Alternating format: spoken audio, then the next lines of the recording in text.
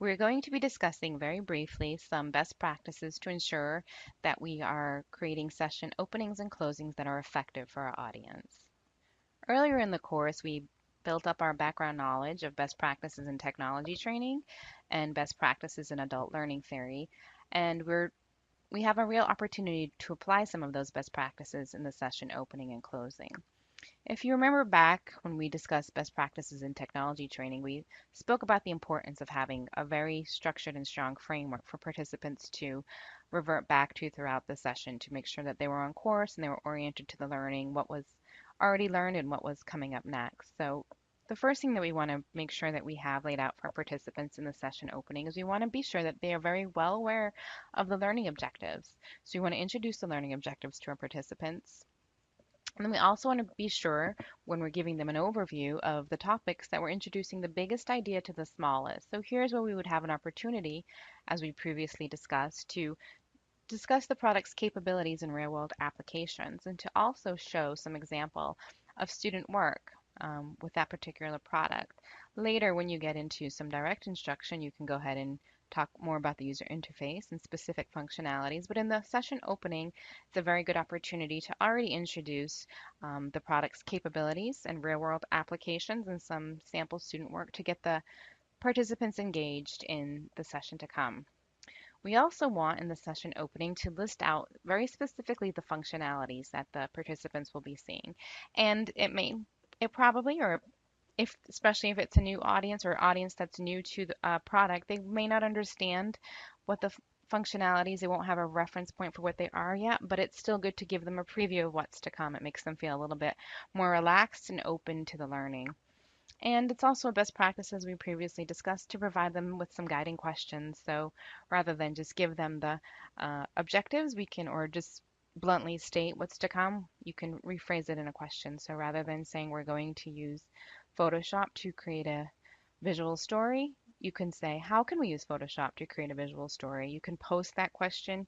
You can have let participants refer to it throughout the session and revisit it again at the end and see if they can answer that question themselves. It's a very quick and easy way to weave in some inquiry-based learning into your session as well. And during our session opening, we want to also remember to incorporate our best practices in adult learning theory. We always want to remember that adults really have a need to know what they are learning and why they are learning it. So during the session opening, you're going to tell the participants what they are learning and why they are learning it. And of course, if we remember back, we don't want to tell them why they are learning it because they have to, because the district told them to, but why it's important to their practice. We as the facilitator have to make that connection between the session and why it's important to them as teachers. And we want to also allow them to be self-directed. So we want to give them an opportunity to have some input. And a good, quick, and easy way to do that is just to simply ask them. We're going to be discussing Photoshop today and creating a visual story. What would you like to know about this topic? And you can generate some questions from the whole group audience and list those questions, and it gives the participants in a very small yet meaningful way a voice in how they are helping to shape that professional development session. And last but not least, you want to acknowledge the participant's lifetime of experience. So this group, they have a lifetime of experience. And for example, if you were giving a professional development session on Premiere, they may have no prior experience with video production, but they've seen a video. They may have put together a play or put together a story from beginning to end in writing or in another way. So we want to be sure that we as facilitators always remember that they do have something to add. They may never have created a website if you're doing one of our many products that um, can help teachers to develop websites, but you want to make sure we know that they've seen one before. So, what do you know about developing a website, or which websites are effective for you and why? And the same thing with Illustrator. They may not have ever used Illustrator, but they have had an experience to see lots of signage and things that were created by Illustrator. So we can go ahead and ask them about that type of real life experience. So always remember in the session opening, it's a great way to weave in our best practices in technology training and our best practices in adult learning theory.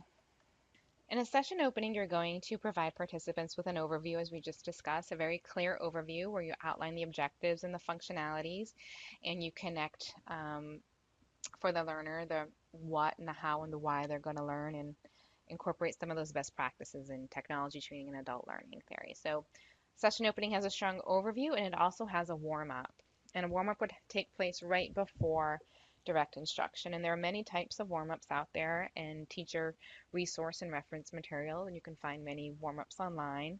Warm ups serve to hook an audience and engage them and make them interested and excited in the topic before direct instruction begins. And there are also many types of warm-ups that help participants get to know one another and introduce each other to one another, especially if they don't know each other. It helps to form a community for your session, which is also important. And warm-ups can serve to help participants become a little bit active and kinesthetic too. And one very important reason to have a warm-up is to help access the participants' prior knowledge. If you don't have a lot of time in your session and you're looking for one quick and easy warm up, one that I use often that I like to recommend that we discussed earlier when we talked about adult learning theory is the KWL chart. Now, you don't have to make a chart or incorporate it exactly the way that is shown on the slide, but what is important here are the questions and some really simple questions, and it doesn't take a whole lot of time to um, execute a KWL chart. This is something that you would be asking the whole group and they would be sharing their ideas with the whole group out loud.